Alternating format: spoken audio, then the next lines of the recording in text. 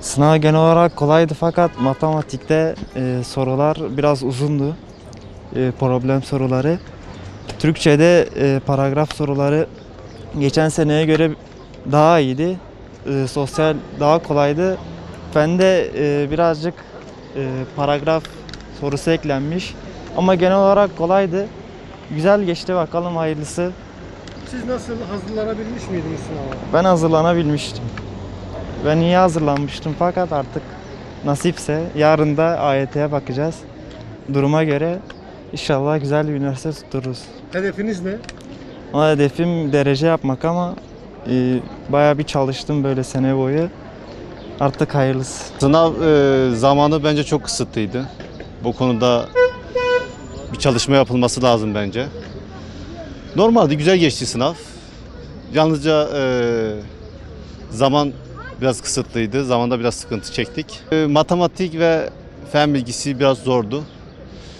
Türkçenin paragrafı da çok uzun tutmuşlar. O yüzden zaten zaman yetmedi. Onun dışında bir sıkıntı yok.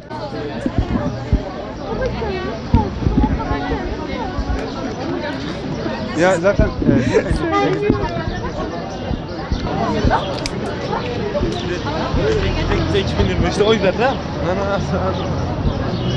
Geçen sene mezun olmuştum, o zaman pek iyi sonuç alamamıştım. Bu sene biraz daha iyi olacağını düşünüyorum.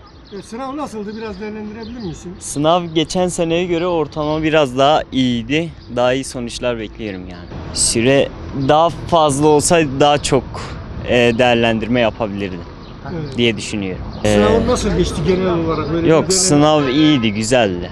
güzeldi. Ortam Evet. güzeldi, rahattı. Aynen. Herhangi bir Sade- endişen yoktu. Evet.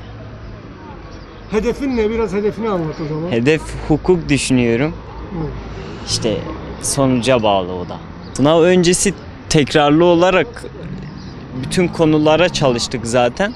Ama genel olarak matematik ağırlıklı çalışıyorduk biz. Yani Türkçe hiç değilse hiç mantığa dayalı olduğu için çoğunu daha kolay yapabiliriz. O yüzden matematik daha çok bilgi gerektiriyor. Sınav güzeldi. Hani zor sorular vardı. Zor soruların yanında kolay sorular da vardı. Çok zorlandığımız bir sınav değildi. Bu hani benim için zor bir sınav olmadı. Diğer arkadaşlarım için aynı şeyi söyleyemeyeceğim.